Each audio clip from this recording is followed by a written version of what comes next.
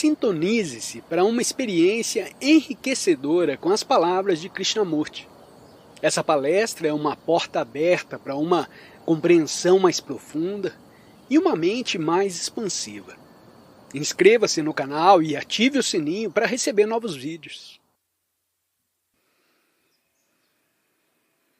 A questão não é a violência, a não ser a criação de uma imagem. Essa imagem lhe impõe algo ou nós impomos essa imagem sobre o que é, correto? Isso surge da ignorância a respeito de nosso verdadeiro ser. Não me dou conta exata do que você quer dizer com verdadeiro ser. Quero dizer que você não está separado do mundo, que você é o mundo e, portanto, é responsável pela violência que tem lugar no externo.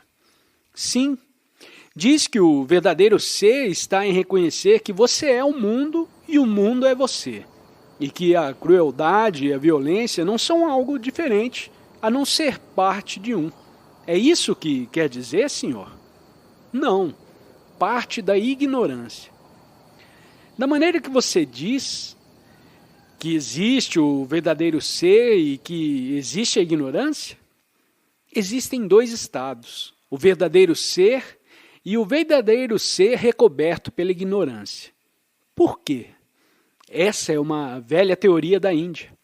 Como sabe que existe um verdadeiro ser oculto depois da ilusão e a ignorância? Se nos dermos conta de que os problemas que temos existem em termos de opostos, todos os problemas se desvanecerão. Tudo o que temos que fazer é não pensar em termos de opostos. Fazemos isso, ou é uma mera ideia? Senhor, não é a dualidade inerente ao pensamento? Chegamos a um ponto e nos afastamos dele. Sei que sou cruel por várias razões psicológicas, isso é um fato. Como me liberarei disso sem esforço? Expliquei o que entendo por esforço. Se o reprimo, envolveu esforço no sentido de que existe contradição. A crueldade e o desejo de não ser cruel. Há conflito entre o que é e o que deveria ser. Se realmente observar, não posso ser cruel. Quero descobrir e não aceitar asseverações. Quero descobrir se for de tudo possível estar livre da crueldade. É possível liberar-se dela sem reprimi-la? Sem fugir, sem tratar de forçá-la? O que você tem que fazer? A única coisa que se tem de fazê-la é pô-la em descoberto. Para isso, devo deixá-la sair. Deixar que se manifeste, não no sentido de que me torne mais cruel. Por que não a sotaque exteriorizar-se? Acima de tudo, a temo. Não sei se deixando-a manifestar-se, não me voltaria mais cruel. E se a exteriorizo, sou capaz de compreendê-la? Posso observá-la cuidadosamente, quer dizer, atentamente? Posso fazê-lo só se minha energia, meu interesse e minha urgência coincidem nesse momento de exteriorizá-la. Nesse momento tenho que ter a urgência de compreendê-la. Devo ter uma mente sem distorção alguma. Necessito uma tremenda energia para olhar, e essas três coisas têm que ocorrer instantaneamente no momento da manifestação, o qual significa que sou o suficientemente sensível e livre para ter esta energia vital, essa intensidade e essa atenção. Como posso ter essa atenção intensa? Como a alcanço? Se chegarmos ao ponto de desejar compreendê-lo com desespero, então temos essa tensão. Compreendo. Só estou dizendo, é possível estar atento? Espere, vejo as implicações, o que está envolvido nisso. Não lhe dê significados, nem apresente um novo trocadilho. Aqui estou. Não sei o que a atenção significa. Provavelmente nunca emprestei atenção a nada, porque a maior parte da minha vida sou inatento. Subitamente vem você e me diz, olhe, esteja atento à crueldade. E eu digo, vou fazer. Mas o que quer dizer isso? Como tem que produzir-se esse estado de atenção? Existe um método? Se houver um método e posso praticar para estar atento, isso tomará tempo. E enquanto isso, seguirei sendo inatento. E assim ocasionarei mais destruição. De que maneira tudo isso deve ocorrer instantaneamente? Sou cruel. Não o reprimirei, nem escaparei. Isso não quer dizer que tomei a determinação de não escapar, nem que resolvi não reprimi-lo.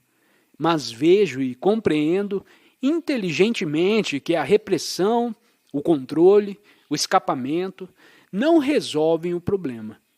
Em consequência, os descarto.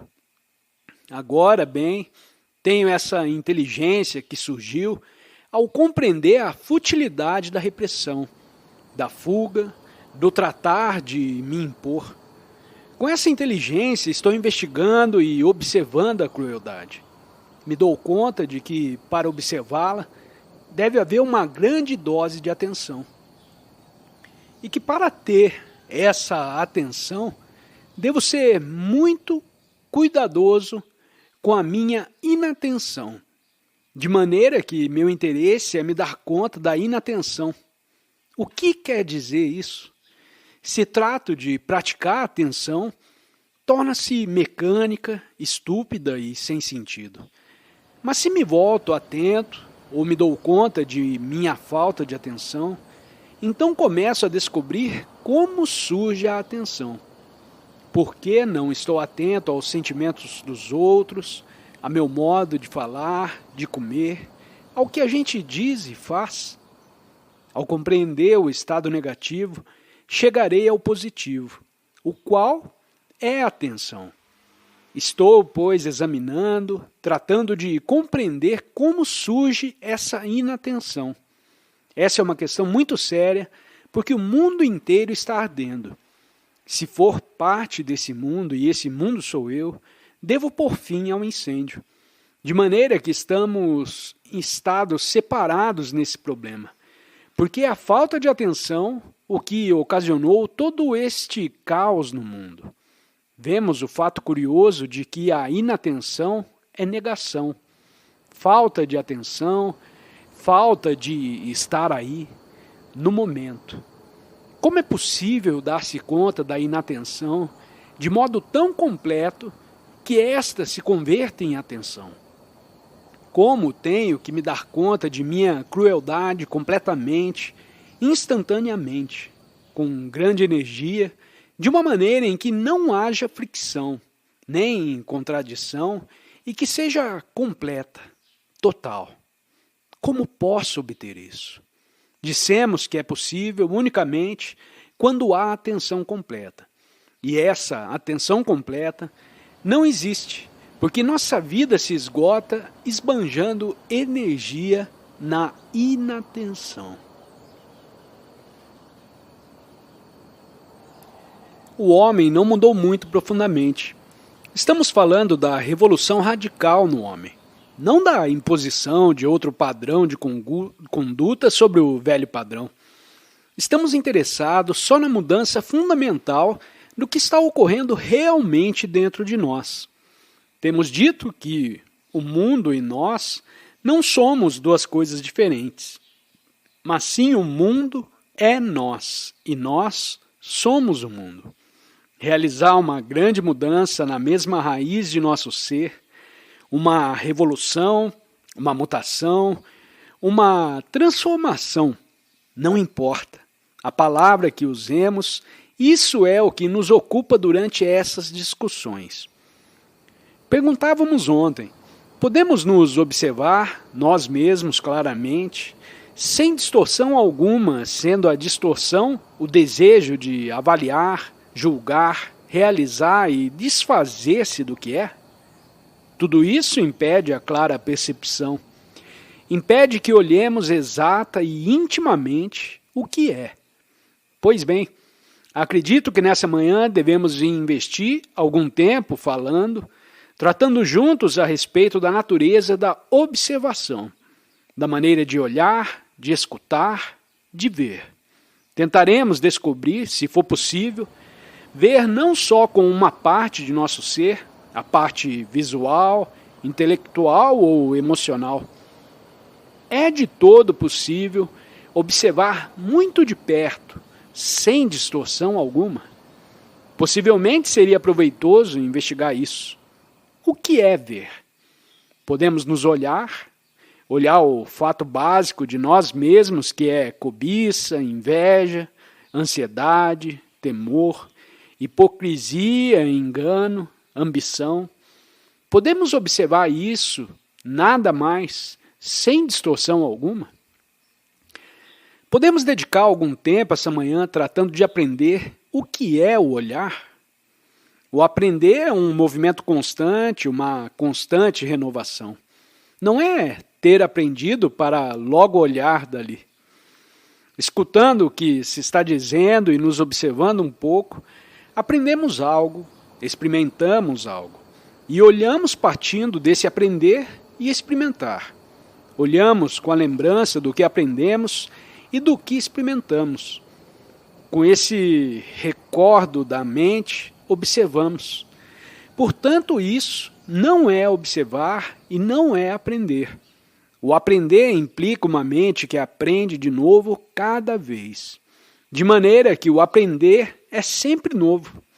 Tendo isso presente, não estamos interessados no cultivo da memória, mas sim em observar o que realmente ocorre.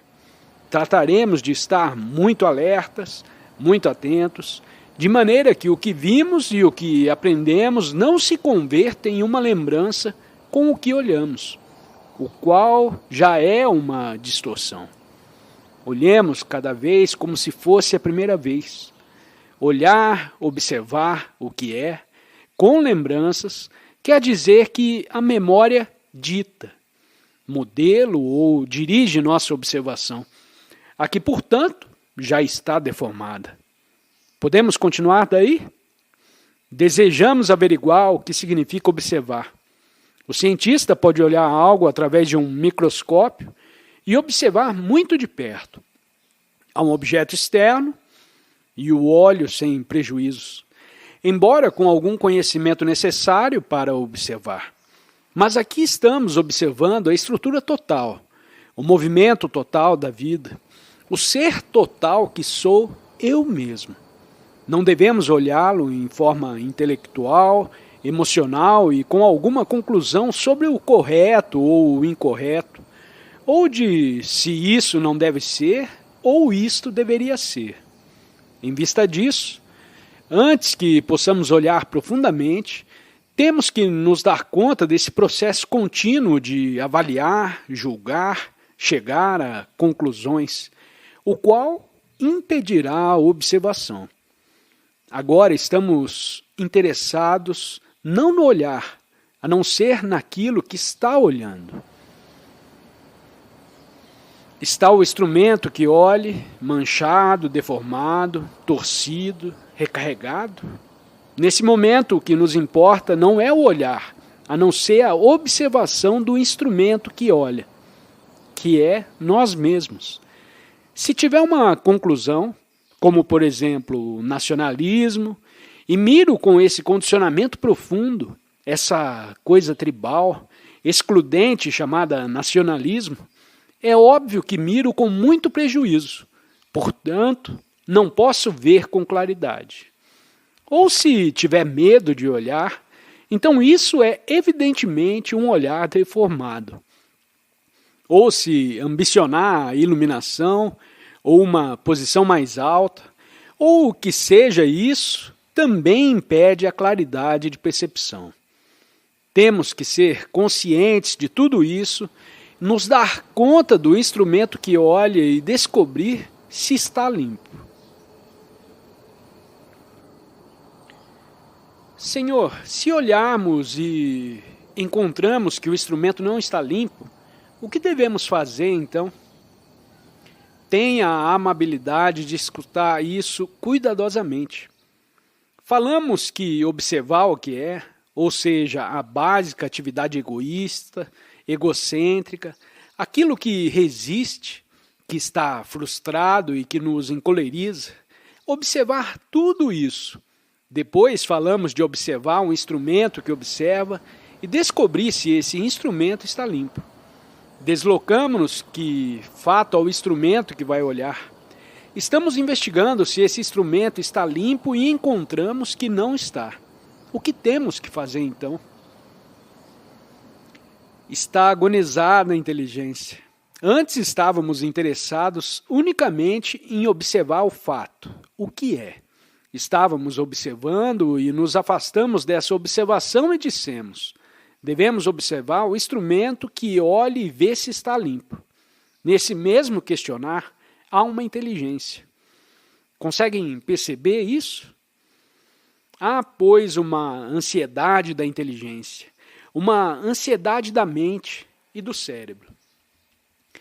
Não implica isso que existe um nível de consciência onde não há divisão nem condicionamento? Não sei o que implica. Simplesmente me estou movendo pouco a pouco. Não se trata de um movimento fragmentário. Não está fracionado. Quando olhava anteriormente, não tinha inteligência. Dizia: devo mudar, não devo mudar, isso não deve ser, isso é bom, isso é mal, isso deveria ser e todas essas coisas. Com essas conclusões, observava e nada acontecia. Me dou conta agora de que o instrumento deve estar extraordinariamente limpo para olhar, de modo que há um único movimento constante da inteligência, e não um estado fragmentário. Desejo continuar com isso. É energia essa mesma inteligência? Se depender de algo, fracassará. No momento agora, não se preocupe. Deixe a um lado a questão da energia. Você o conseguiu já, enquanto que para nós parece refinamento sobre refinamento, mas o impulso é o mesmo. Sim, é isso que ocorre. Refinamento? Ou é que a mente, o cérebro, todo o ser tornou-se muito embotado devido a vários fatores, tais como pressões, atividades e etc.? E dizemos que é necessário despertar completamente todo o ser.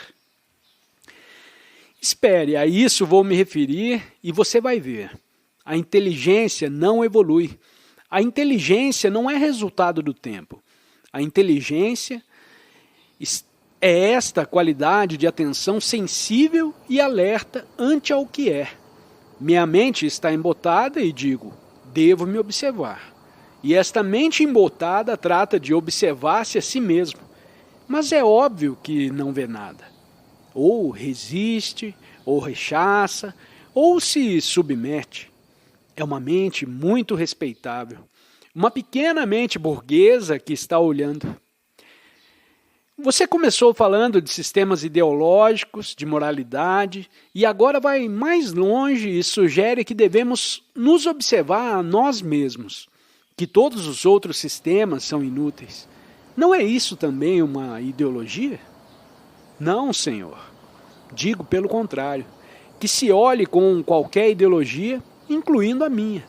Então está você perdido. Não olhe em forma alguma. Temos tantas ideologias respeitáveis e não respeitáveis e todo o resto. É com essas ideologias no cérebro, no coração, que olhamos.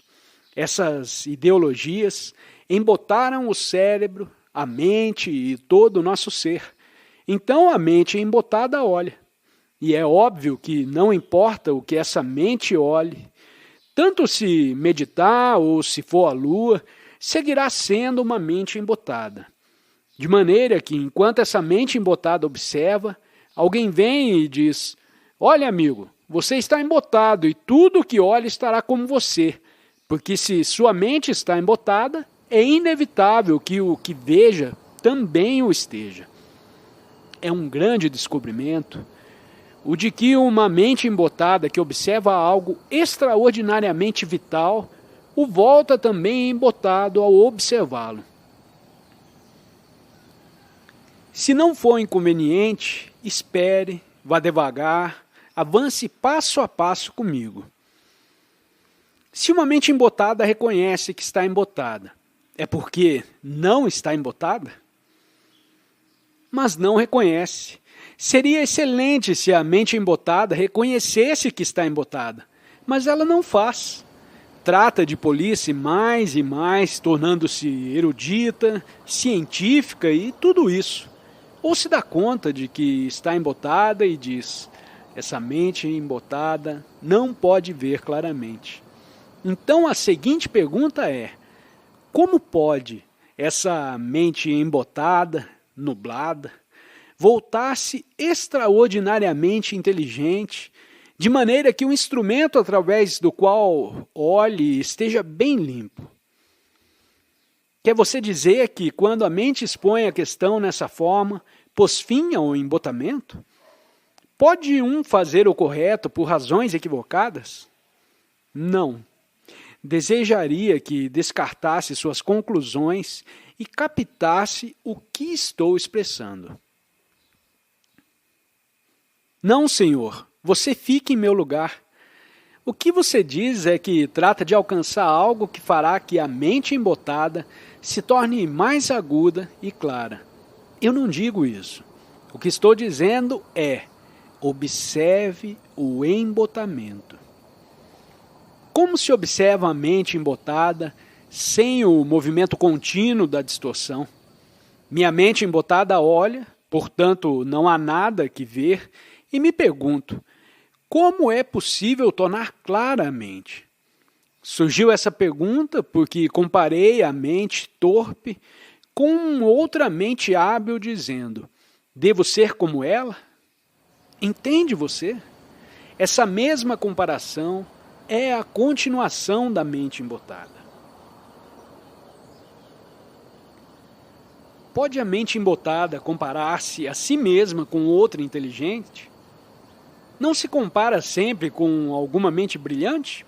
Isso é o que chamamos evolução, não é assim? A mente embotada não compara, mas sim pergunta: por que devo comparar?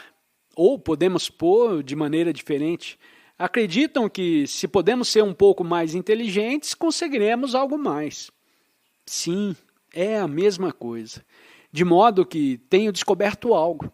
A mente embotada diz: estou embotada por causa da comparação.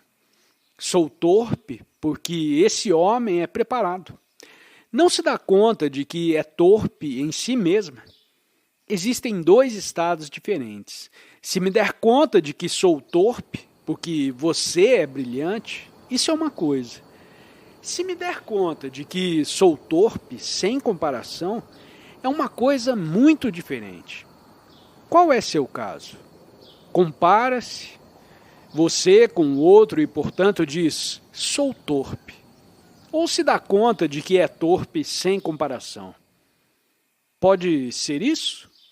Fique com isso um momento, por favor. Por favor, lhe conceda 2 minutos a essa questão. Dou-me conta de que tenho fome porque você me diz isso ou é porque sinto fome? Se me disser que tenho fome, pode que tenha um pouco, mas isso não é fome em realidade. Mas se tiver fome, tenho fome. De maneira que tenho que ver claro se meu embotamento for resultado da comparação. Então, posso prosseguir daí.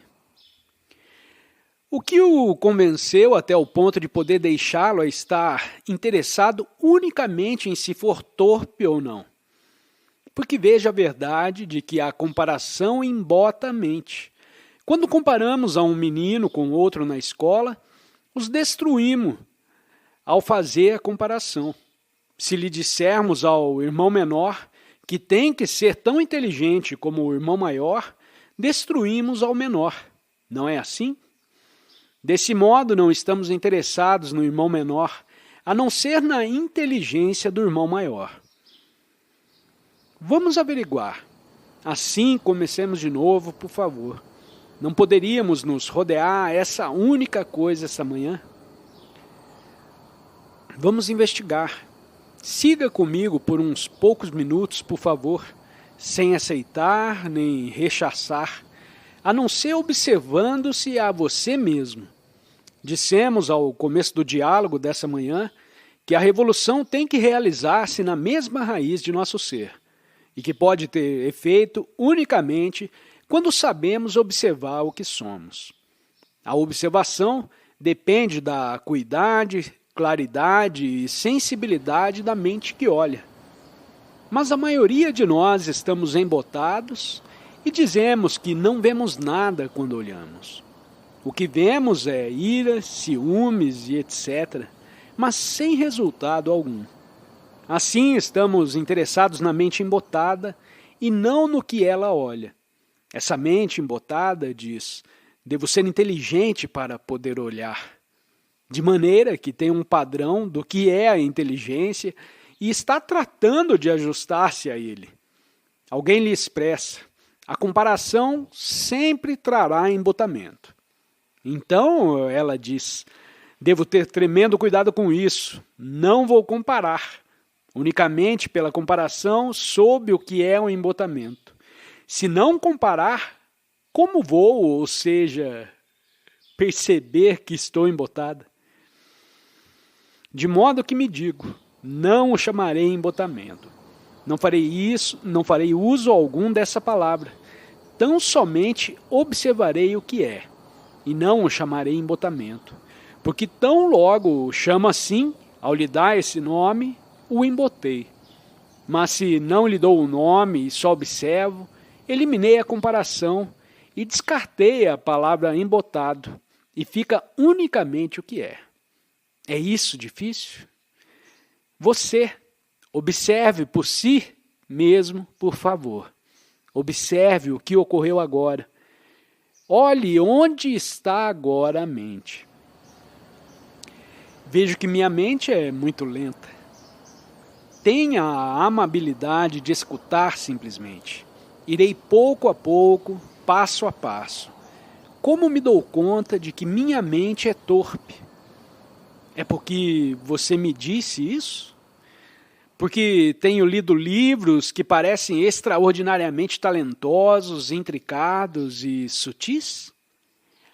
Ou é que vi as pessoas brilhantes e ao me comparar com elas me julgo de torpe? Tenho que averiguar, portanto não comparo. Recuso-me comparar com algum outro. Sei então se for torpe? A palavra me impede de observar? Ou é que a palavra substitui o que realmente é? Está seguindo isso? Não usarei, pois, uma palavra, não o chamarei torpe, não o pontuarei de lento, não lhe porei nome algum, mas sim averiguarei o que é, de maneira que descartei a comparação, que é a coisa mais sutil. Minha mente se tornou extraordinariamente inteligente porque não compara. Não usa uma palavra com a qual veja o que é, porque se deu conta de que a descrição não é o descrito. Portanto, o que é realmente o fato do que é. Podemos prosseguir daí? Observa o fato, a mente está observando o seu próprio movimento.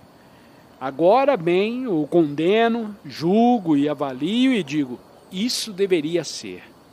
Isso não deveria ser. Tem à mente alguma fórmula, algum ideal, alguma resolução, alguma conclusão que indevidamente deformará o que é? Tenho que investigar isso. Se tiver alguma conclusão, não posso olhar. Se for um moralista, se for uma pessoa respeitável, ou um cristão, um vedantista, ou um iluminado, ou isso ou aquilo, tudo isso me impede de olhar. Portanto, tenho que estar livre de tudo isso. Estou observando se tiver alguma aluna de conclusão. Estou observando e se tiver alguma aula de conclusão. Portanto, a mente se tornou extraordinariamente clara e diz: há temor? Observo e digo: há temor. Há um desejo de segurança, existe a urgência de prazer e etc. Vejo que não é possível olhar se existe alguma conclusão.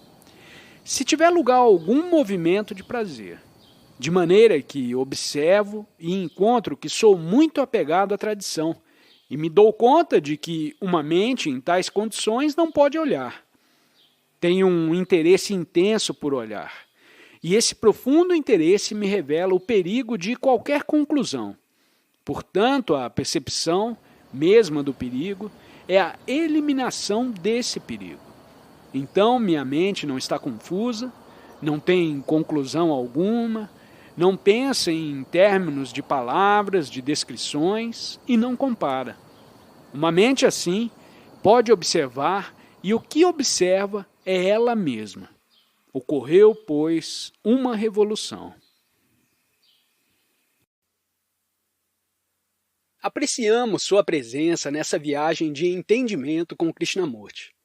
Se você está faminto por mais conhecimento, confira os 2 vídeos que estão destacados na sua tela.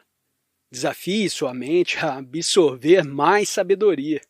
Compartilhe suas reflexões nos comentários, pois queremos construir uma comunidade de aprendizado. Se ainda não fez, inscreva-se para não perder futuras explorações. Até a próxima!